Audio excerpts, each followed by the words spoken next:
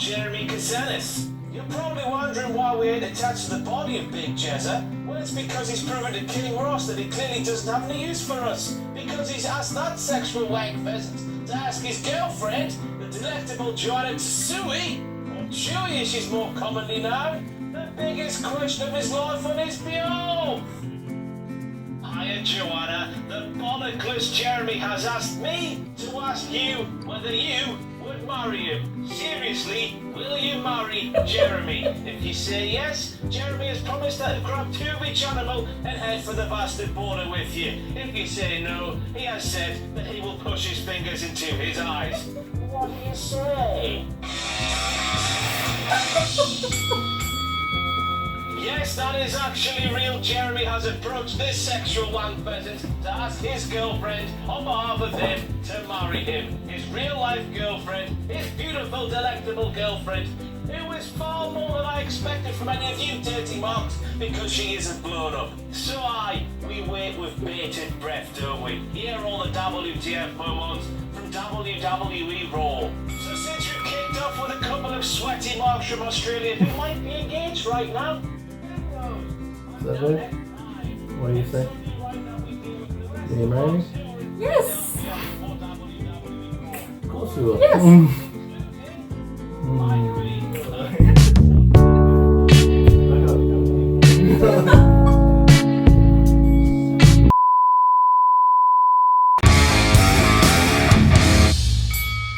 Yes, if any of you filthy marks want the full-length, feature-length film of Jeremy hoofing Joanna, I'll be out the back of Camping World Stadium just before WrestleMania, selling VHSs priced at $19.99 a pop.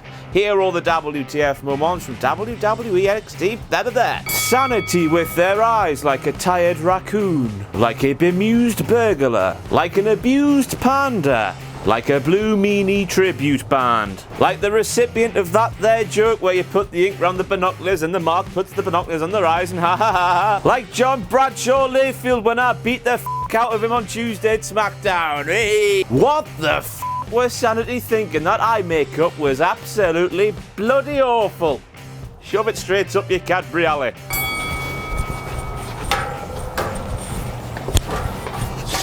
Be careful, you don't fall off him.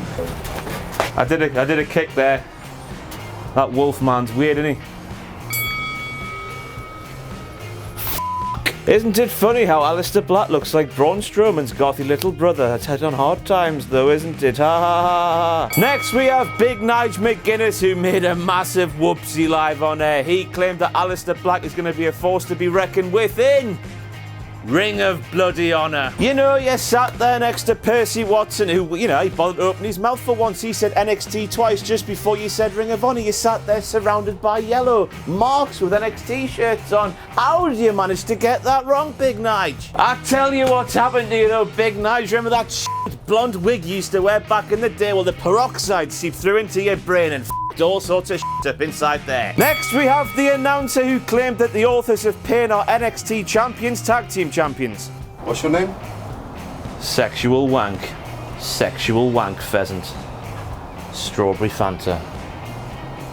Next we have Scott Dawson and Johnny Wrestling, who did DIY's knee kick bollock finisher. Both together, they're on separate teams. They did the finisher, they brought it together and then Ciampa and Wilder followed that up by doing Revival's finisher. 2 opposing members from opposite teams doing one of the team's finishers. For one night only, NXT went into an episode of Wife Swap. We had half of the Revival with half of DIY and the other half of DIY with the other half of Revival. So next week on the WWE Network, you'll be seeing little Johnny Wrestling go over to Scott Dawson's trailer park trash caravan ting. And then we'll see Dash Wilder heading over to Tommaso Ciampa's padded cell, you know, because he's a pure psycho and all that. $9.99. Hello, are you enjoying your holiday? Go f*** yourself. Surely Asuka hoying the referee into the ropes, causing Ember Moon to fall off the top turnbuckle is a disqualification. I know it had no bearing on the result. If Asuka got DQ'd, she would have kept her belt anyway, but I'm a stickler for the rules, and for the rules we must all abide. You can't put your hands on the referee in any capacity, but this referee, he doesn't seem to know the rules. So I've got one message for him. Learn your rules. You better learn your rules. If you don't, you'll be eaten in your sleep. I tell you what, lads, that Drew McIntyre doesn't half look like WCPW champion Drew Galloway. F***ing hell, twin brothers. He didn't know, did he? That McIntyre must have an illegitimate father. Oh, bollocks. And to think at WCPW state of emergency a few hours before NXT, me and Drew were talking about the weather and his plans for the evening that was going to follow from that afternoon. Drew told me that he was busy but didn't specify what he was busy doing, so he pulled the wool over this sexual wank pheasant's eyes. And I've got a message for you, Drew. Do you know who the f*** I am? You don't do that to me! You don't do that to me! Even though you're a brilliant man who's done a hell of a lot for WCPW, just remember, you do not do that to me! F***ing hell, Big Nigel's hair is back at it once again, f***ing with all the things inside his head, the synapses and electricity and... This time he claimed that mouth guards, you know, the little rubbery plastic things you put to protect your teeth, would stop you from getting knocked out. That's right, a little thing you put in there would stop a blow from here, knocking you spark out. Big Nige in your silly peroxide hair. Mouth guards protect your mouth, the teeth inside your mouth, not your cranium where you get spark out.